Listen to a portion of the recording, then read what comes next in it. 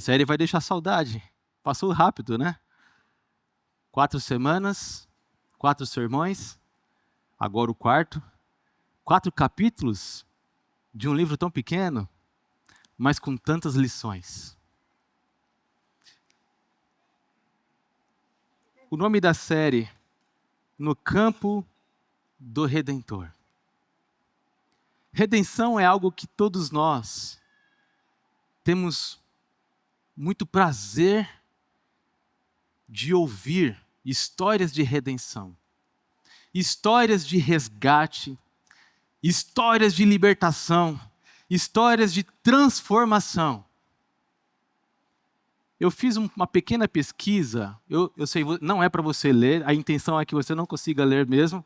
Eu só pedi para o navegador colocar para mim 100 filmes que tenha no título, a palavra resgate. Durante a história, durante muitos anos, muitos filmes, eu só pedi 100. É um tema muito recorrente que dá público, dá audição. E o que nós vemos nesse livro de Ruth é justamente a história de uma redenção, a história de um resgate que Deus fez. E nós amamos ouvir essa história. No capítulo 1, nós vimos na primeira semana de julho, que uma família saiu de Belém, a casa onde o povo de Deus vivia, de Judá, da tribo de Judá. Elimeleque, sua esposa Noemi e seus filhos, Quirion e Milom, e foram em direção a uma cidade chamada Moabe, uma outra região. Mas não é apenas a mudança de uma cidade para uma outra cidade. Existe um conceito por trás disso.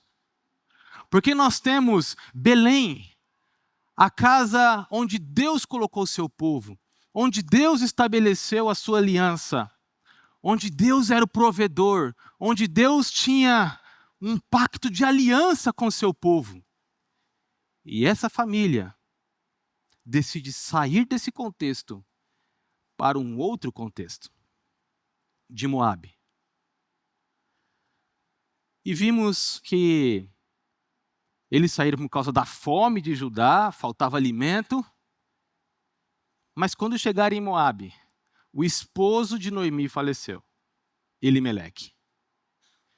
Os filhos dos dois, Quilion e Malom, se casaram. Mas se casaram com 2 mulheres de Moabe. Não é algo que Deus queria que acontecesse, pela lei de Deus. Depois de 10 anos, esses 2 filhos de Noemi e Elimeleque também morreram. Ficaram então 3 viúvas, Noemi, Ruth e Orfa. Noemi decide voltar para Belém, porque ouviu dizer que em Belém voltou o tempo de bonança, de prosperidade. E disse para Orfa e Ruth: fiquem em Moabe, não precisam ir comigo. E nós vimos que Orfa, a princípio, negou essa oferta de Noemi, e no meio do caminho, pela insistência de Noemi, Orfa decidiu então voltar e ficar em Moabe, enquanto Ruth falou: não, eu vou com você, Noemi. O seu povo é o meu povo, o seu povo é o meu Deus, onde você morrer, ali morrerei. E chegamos então no capítulo 2, quando elas chegam a Belém novamente. Voltam de Moabe e vêm para Belém. E nesse contexto, 2 viúvas, elas não tinham esperança de uma reconstrução, de uma vida, de um restabelecimento do status quo, porque elas eram viúvas, elas não tinham maridos que levassem o nome da família, que arava a terra, que cuidava da sua terra, da sua plantação, do seu gado. Não havia esse estabelecimento familiar para elas. E o que restava para elas era seguir as colheitas que existiam ali, de cevada e de trigo. Até por isso chama terra de Belém. Belém é cidade do pão, e é do trigo que se faz o pão. Então eles estavam voltando para essa cidade onde existiam fazendas de trigo e cevada. E o que restou para elas era ir atrás daqueles que estavam colhendo as suas cevadas, seus trigos, e o que caía da mão deles elas poderiam pegar. Que situação vergonhosa, que situação humilhante. Mas nós vimos no capítulo 2 algo maravilhoso. E o pastor Marcelo enfatizou isso aqui. Que aconteceu de Ruth ir colher as espigas e entrar no campo de Boaz. Um homem que, quando viu aquela mulher, ele já achou ela diferente pela sua dedicação, pela sua postura, pelo seu comportamento ali diante dos seus trabalhadores. E ele perguntou: quem é aquela mulher? E os seus servos perguntaram: é Ruth, a nora de Noemi, que veio com ela de Moabe, porque não queria deixar a Noemi sozinha. E Boaz foi conversar então com Ruth e falou para ela: Ruth, você pode colher o que você quiser, toda espiga que você quiser. Você não precisa esperar sobrar daqueles que estiverem colhendo. Você tem acesso VIP a essa colheita. Você pode pegar o tanto que você quiser, o tanto que você aguentar levar, e você pode levar para sua casa. E Boaz deu ordem para os seus servos: não atrapalhem ela a pegar tudo que ela quiser. Não coloquem a mão nela. Não falem mal dela. Boaz preservou Ruth, a sua integridade física, sua integridade moral, sua integridade emocional.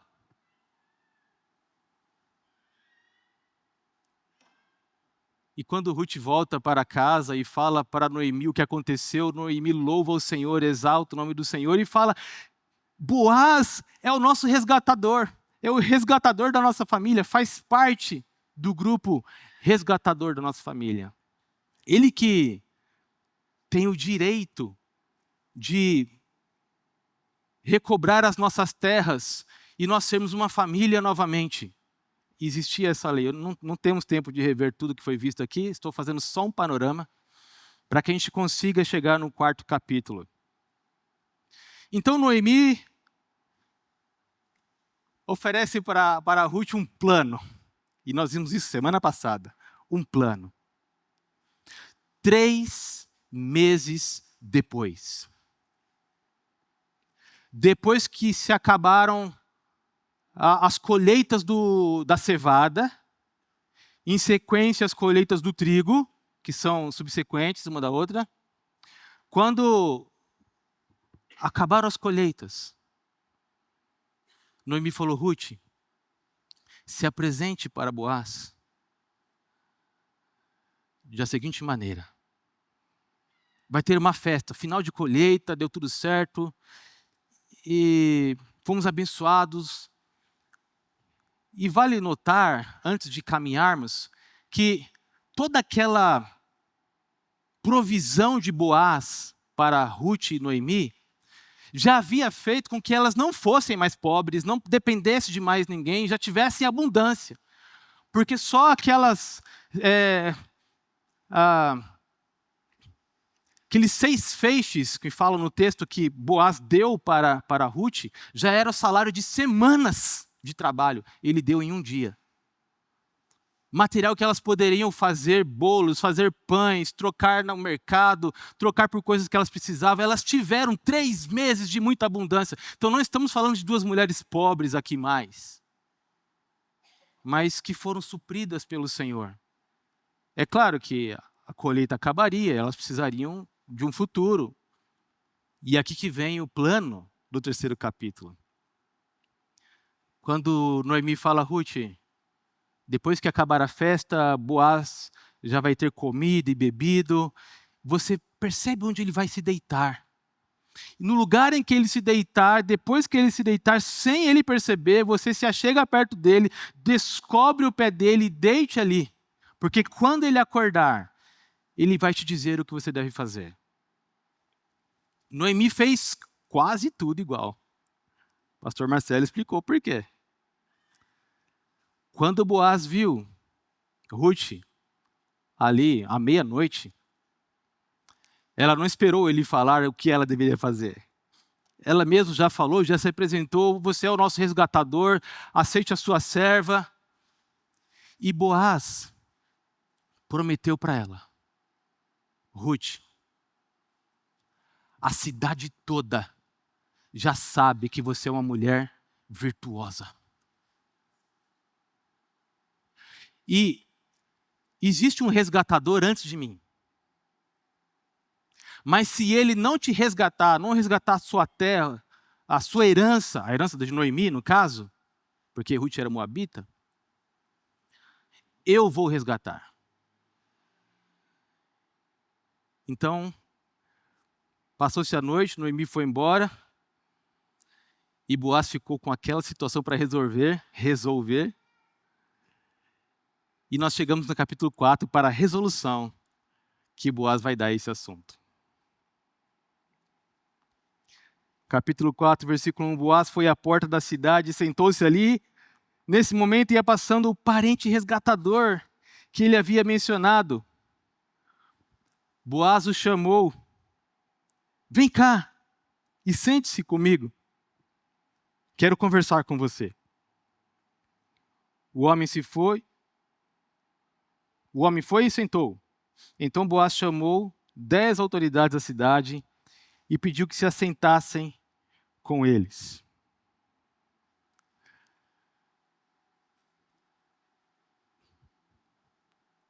Na manhã, ao amanhecer, Boaz já foi para a porta da cidade.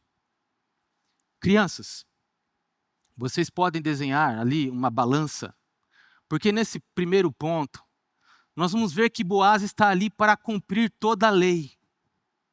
Ele está ali para cumprir o que se espera de justiça. Então vocês podem desenhar essa balança, um símbolo de justiça, inclusive hoje. Um lugar na cidade, à porta da cidade, onde as compras, as vendas de terreno, os negócios, os grandes negócios eram fechados. Os grandes contratos eram assinados. À porta da cidade, onde a justiça do que deveria ser feito, ou uma justiça que deveria ser realizada, à porta da cidade era o lugar. E algo maravilhoso que nós encontramos no capítulo 2, e nós vemos aqui novamente, que nesse momento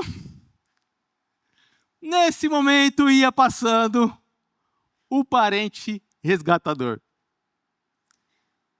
Deus é tão maravilhoso com tanta coincidência, não é? Será tudo isso coincidência? Ou será o Senhor cuidando do seu povo nos mínimos detalhes? Ia passando o resgatador, porque eles saíam da cidade para trabalhar, para resolver suas coisas, fazer compras e voltar. E esse resgatador poderia ter dito, eu volto à tarde. Depois conversamos, e eu imagino Boaz fazendo uma certa força, um certo incentivo para que esse resgatador ficasse. Porque era do interesse de Boaz fazer esse negócio. Boaz era um senhor. E Boaz viu naquela situação uma oportunidade dele se casar naquele dia. Fechar um contrato de casamento. Boaz ficou bem animadinho. Não sei porquê. Eu sei, na verdade eu sei. Ele queria abençoar Noemi. O fato é que Boaz estava bem animado para esse casamento e ele queria resolver aquilo naquele dia. E ele chama o resgatador: vem aqui que eu quero conversar com você. Você é o responsável moral por abençoar essa família. E deixa eu contextualizar um pouco mais então. Deus dividiu a terra prometida em 12 partes para as 12 tribos de Israel. E cada tribo tinha a sua região, a sua terra, e essa terra não poderia ser vendida, não poderia ser de outra pessoa. Cada tribo continuava com a sua terra, mas por motivos de endividamento, de que algumas pessoas não conseguiam pagar suas dívidas, eles tinham que deixar a sua terra como forma de pagamento. Tamanha pobreza, ou chegasse até um ponto que se eles tivessem nem mais terra, trabalharem como escravos. Então, quando nós temos Noemi voltando para essa cidade, ela já não tem mais a autoridade sobre a terra de herança de Elimeleque e seus filhos. Já não está mais com ela, está com alguém. Alguém que comprou por causa do endividamento deles. Não sabemos o motivo, a palavra não fala. Mas não é mais dela. Agora, esse resgatador poderia devolver e ter o direito sobre essa terra, de modo que os bens ali levantados seriam para a família original. Não para o resgatador, para a família que ele resgatou. Então Boaz o chamou: vem cá, senta-se aqui, amigo. Nós não temos o nome dele. E logo depois eu comento por que não temos. O interessante também é que no verso 2, Boaz chamou 10 autoridades da cidade. Boaz armou todo o cenário de justiça para aquele momento. 10 autoridades. Vocês conseguem imaginar a própria autoridade de Boaz na cidade? Para chamar logo na manhã 10 homens que fossem influentes e autoridades na cidade, para que ali eles montassem um espaço jurídico. Boaz era um homem rico e importante, diz o capítulo 1. E esses homens aceitam o pedido de Boaz e vão. Então nós temos aqui todo esse cenário montado. No verso 3 e 4, disse ao resgatador da família: você conhece Noemi, que voltou de Moabe? Ela está vendendo a propriedade do nosso parente Elimeleque. Pensei que devia falar com você a esse respeito, para que você a resgate, caso tenha interesse. Se quer a propriedade, compre-a, na presença das autoridades do meu povo.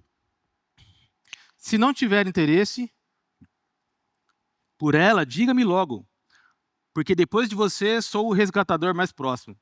Parece na leitura que Boaz está falando de um modo assim, você sabe aquela lá que aquela Noemi que voltou de Moabe, ela precisa ser resgatada, mas parece que Boaz fala de um jeito que, mas se você não quiser, eu sou o próximo. Não se preocupe.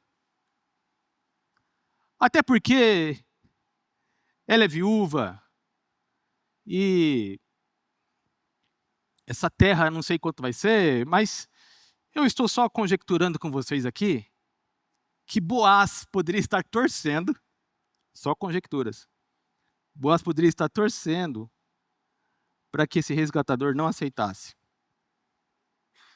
Porque ele conhecia Noemi, ele conhecia o caráter de Noemi, ele conhecia de Ruth, e ele queria o melhor para elas. O fato é que a resposta do resgatador foi: está certo, eu resgataria a propriedade. Que tristeza. por o coração de todos aqueles que estavam torcendo para essa união de Boaz com Ruth. Mas o que me deixa mais convicto do que eu estou falando até aqui, parece que estou defendendo que Boaz queria realmente se casar com Ruth. Agora fica mais claro ainda. Porque olha só o que Boaz fala. É claro que ao comprar a propriedade de Noemi, você deve se casar com Ruth, a viúva moabita. Desse modo, ela poderá ter filhos que levem o nome do marido e mantenham a herança na família dele. Vocês estão percebendo? Os pontos negativos que Boaz está colocando para o resgatador desanimar de resgatar a terra de Noemi. Só para contextualizar um pouco mais. Moabe era uma terra praticamente inimiga de Israel, por toda a história. Quando o povo de Israel saiu do Egito, os moabitas não permitiram que eles passassem pela terra deles e cortassem um caminho para vir para a terra prometida. E ali mesmo já houve um mandato do Senhor, uma lei de Moisés, que então não deveria se haver mais união entre Israel e Moabe, por causa dessa afronta, por causa dessa falta de amor, de respeito. E durante a história aconteceu muitas vezes disputas entre Moabe e Israel, futuro dessa história inclusive. Então o povo de Moabe não era muito bem visto pelo povo de Israel. Então quando o resgatador fala sobre você vai casar-se com a Ruth, a viúva moabita, dentro desse moabita está esse conceito de povo que não é bem visto. Mas Boaz, apesar disso, ele sabia com quem ele estava lidando, o que ele queria. E Boaz diz ainda que toca na ferida, do resgatador, olha, você vai ter filhos e as heranças não vão ficar com você, vai ficar com eles. O nome que você vai levar nessa prosperidade não é o seu, é o nome de Elimeleque, da descendência de Elimeleque. Ou seja, o que tinha de bom para esse resgatador?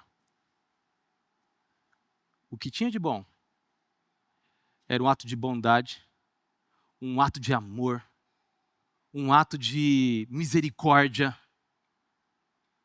independente da honra do resgatador, mesmo que ele tivesse que ser prejudicado.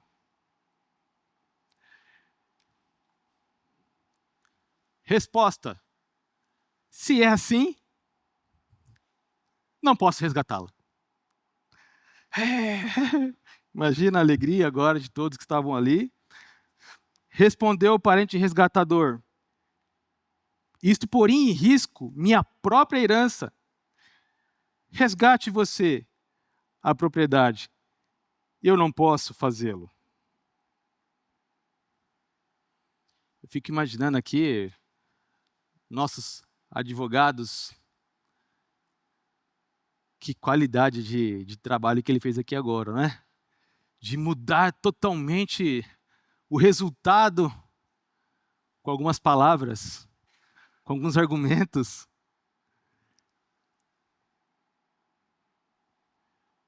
Mas ele sabia que o que ele estava fazendo ali era algo muito sério. Boaz sabia do que poderia acontecer futuramente, depois que aquela terra fosse próspera e desse lucro. Então o que Boaz fez? Boaz exigiu ali que eles cumprissem todas as leis. E uma parte da lei diz que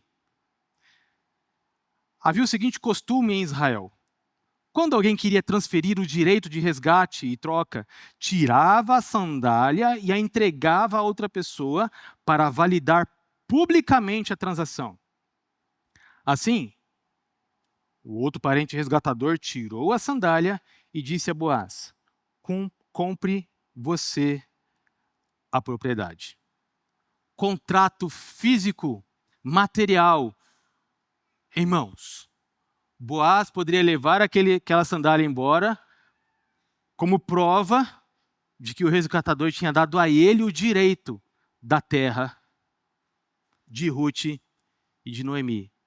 E ele não poderia mais reaver nada disso. Além disso, nós temos uma outra prova, a prova verbal de testemunhas. Então Boaz disse às autoridades da cidade, ao povo ao redor: vocês são testemunhas de que hoje comprei de Noemi toda a propriedade de Elimeleque, Quilom e Malom. E junto com a propriedade, tomei como esposa Ruth, a viúva moabita de Malom. Assim ela poderá ter um filho que leve o nome da família de seu falecido marido e herde a propriedade da família aqui, na cidade natal dele. Vocês hoje são testemunhas disso. As autoridades da cidade, todo o povo que ali estava, que estava na porta, responderam: somos testemunhas. Então nós temos ali mais uma prova de pessoas, as 10 testemunhas, mais o povo que ali estava, comprovando, juntamente com a prova material, a sandália, de que aquele negócio estava feito. E além disso, eles ainda intercederam, oraram, que o Senhor faça a esta mulher, que chegue à sua família o que ele fez a Raquel e Lia, das quais descendeu toda a nação de Israel. Que você seja próspero em Efrata e famoso em Belém. Que o Senhor lhe dê com esta jovem uma descendência numerosa, como a de nosso antepassado Pérez, filho de Judá, de Tamar e Judá. Essa oração dessas testemunhas, tem muita coisa rica aqui. Nós vamos apenas citar algumas delas. Eles trazem à memória Raquel e Lia, mulheres que Deus abençoou para que através delas o povo fosse formado, o povo de Deus fosse formado. Então a oração deles: olha, que você e Ruth sejam esse instrumento de Deus manter o povo dele crescendo, tomando a terra.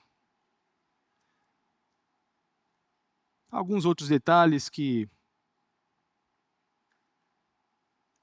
mais para frente eu vou deixar claro também.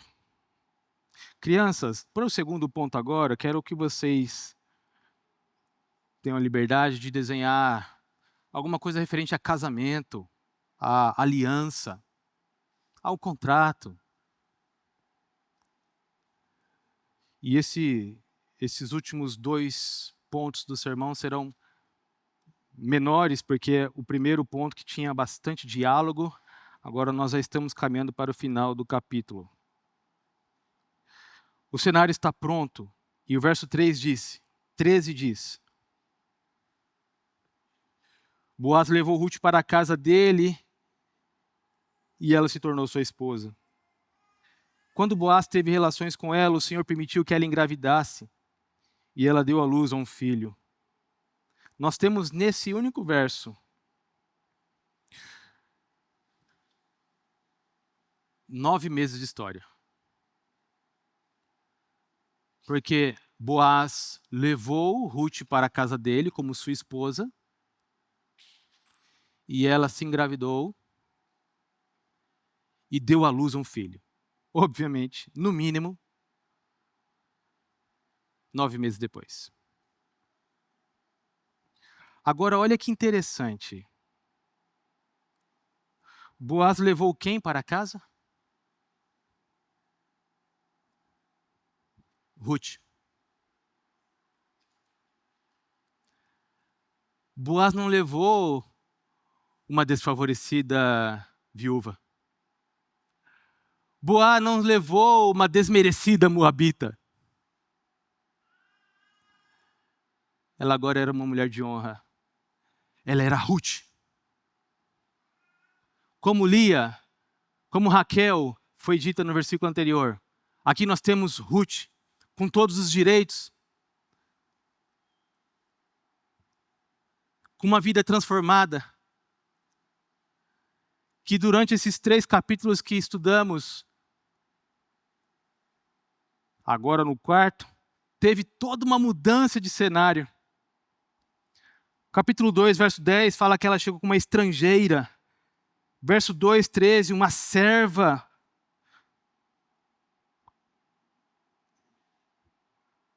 Moabita. Uma viúva moabita. Capítulo 3, versículo 9. E agora, capítulo 4, verso 13. Ruth. Algo interessante também desse verso. O Senhor permitiu que ela engravidasse. Pastor, por que isso é importante? Porque nós temos aqui um milagre. Não porque Boaz era idoso, mas porque Ruth havia ficado 10 anos casado. E ela não tinha filho. E o que Deus faz com essa mulher é agora, Ele concede, Ele permite, Ele faz com que ela se engravide.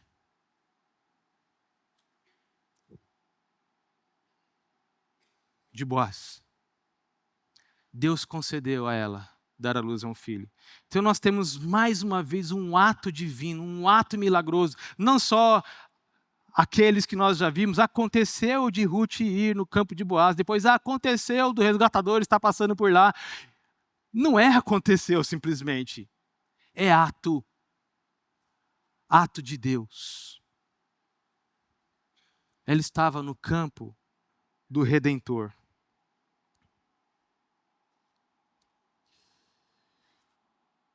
As mulheres da cidade louvaram a Deus por esse casamento, dizendo: louvado seja o Senhor que hoje proveu um resgatador para a sua família. E para terminar, crianças, desenhem uma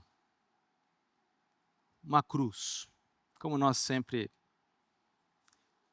caminhamos quando meditamos na palavra de Deus. E o que eu quero dizer para você que está aqui nessa noite, diante de toda essa história, diante de todos esses 4 capítulos que lemos, o que isso tem a ver comigo e com você? E a parte que tem a ver comigo e com você está aqui. Essa é a genealogia de Pérez. Pérez gerou Esrom, Esrom gerou Arão, Arão gerou Aminadab, Aminadab gerou Naasson, Naasson a Salmão, Salmão gerou Boaz, Boaz gerou Obed, Obed gerou Jessé, Jessé gerou Davi. Essa é a parte minha e sua. É sério. É sério? É sério. Porque aqui estamos nós. Aqui está o motivo de toda essa história. Aqui está o motivo de Deus ter feito isso com essa família. O motivo de Deus ter trazido de volta Noemi para Judá, Belém de Judá, de onde deveria vir o Redentor, que já havia sido prometido por Deus para Adão e Eva.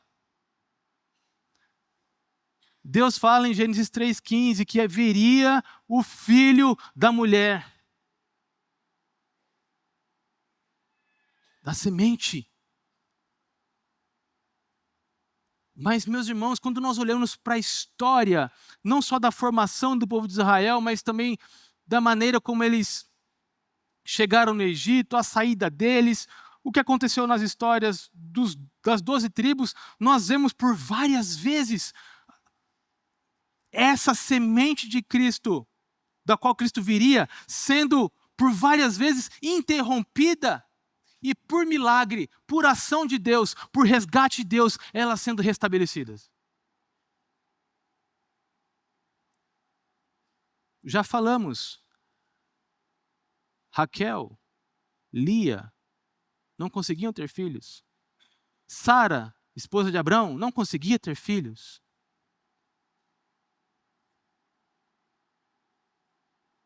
Judá, de onde deveria vir a semente santa do Senhor, como Deus havia prometido para Moisés, os filhos de Judá morreram. Não tinha filhos. E é por isso que nós temos aqui, Pérez gerou a Esrom. Pérez é filho de Judá. Mas, peraí, Judá não poderia ter filho? Não poderia ter filho porque os filhos dele... Não poderia ter neto, porque os filhos deles haviam morrido. E Deus, então, apesar do pecado de Judá, de abandonar a sua nora, viúva, apesar do pecado de Judá, Deus fez com que houvesse ali a descendência e continuasse através de Tamar mesmo, sua nora, a descendência, porque Jesus estava prometido. E nós temos aqui várias situações assim. Pérez gerou a Esrom, Esrom gerou a Arão. Deixa eu mostrar um detalhe para vocês.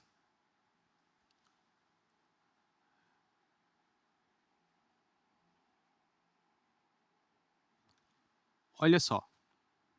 Esse texto em branco é o texto de Ruth. E esse texto em amarelo é de Mateus. E eu coloquei na mesma linha o que é igual nos dois. De modo que nós temos ali em cima o livro da genealogia de Jesus Cristo. É por isso que isso tem a ver comigo e com você. Abraão gerou Isaac, Isaac gerou a Jacó, Jacó a Judá e a seus irmãos. Judá gerou de Tamar, que não era sua esposa, a Pérez e a Zerá. E agora nós caminhamos, como termina o livro de Ruth, em paralelo com Mateus. Pérez gerou a Esrom, Esrom a Arão, em Ruth Rão, né, ali a Arão. Arão gerou a Aminadab, Aminadab a Naasson, Naasson a Salmão, Salmão de Raabe a Boaz. Mais uma situação ali. Raabe também não era do povo de Deus. Raabe foi aquela utilizada para deixar os espias entrar na sua casa ou no seu lugar de trabalho, escondendo eles. Ela não era israelita, mas eles prometeram que se ela deixasse eles irem embora, quando eles fossem tomar Jericó, ela seria salva. E ela não só foi salva, como ela fez parte agora da genealogia de Cristo. Então você vai vendo Deus usando Judá, Deus usando Raabe, ou Tamar no caso, Raabe, e agora Ruth de Boaz, para que com Boaz tenha um filho chamado Obed. Obed significa servo. Servo. Aquele que serve. Por quê? Porque Obed seria, na verdade, aquele que serviria para dar a Noemi um futuro digno. Porque quando o filho de Ruth e Boaz nasceu, que é o Obed, ele não ficou com Ruth e Boaz. Ele era para a descendência de Elimeleque. Ele ficou com Noemi. Ele que cuidaria de Noemi na sua velhice, quem sustentaria ela, quem protegeria ela, quem guardaria ela, quem seria o homem da casa, mudou a sorte de Noemi. Mas ele está na genealogia de Jesus Cristo, o que nos mostra mais uma vez o porquê de toda essa história. Deus resgatando Ruth, trazendo ela para o campo do resgatador, e ele agindo com toda essa bondade, tendo um filho que se chamaria servo, e esse servo abençoaria a vida de Noemi, transformando a vida dela. Já se encontrou nesse texto? Você já se encontrou nessa genealogia? Que no final diz, genealogia da qual nasceu Jesus, que se chama o Cristo. Cristo é Messias, ou ungido, aquele prometido para Adão e Eva, que viria para reconciliar o homem com Deus. E é aqui que eu e você nos encontramos. Sabe por quê? Em Adão e Eva, todos nós saímos de Belém. Belém não era a casa do pão? Todos nós saímos da casa de Deus, da intimidade com Deus, porque pecamos, comendo do fruto proibido. Estávamos em Moabe, desmerecidos, fadados à morte, ao desprezo, sem esperança. Por favor, se coloquem nesse lugar, senão você não vai sentir a beleza desse texto. Se coloque ali, sem esperança, sem ter o que fazer.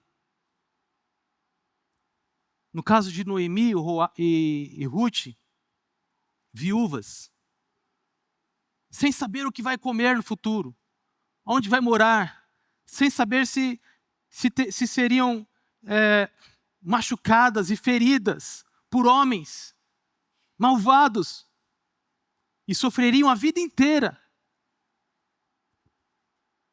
Quando nós nos colocamos nesse lugar, quando nós saímos da presença de Deus e fomos para longe de Deus, o que restava para nós? Qual que é o resultado de alguém que vive num vício? Qual é o resultado de alguém que vive na imoralidade? Qual é o resultado de alguém que não tem Cristo no coração e está num mundo perdido?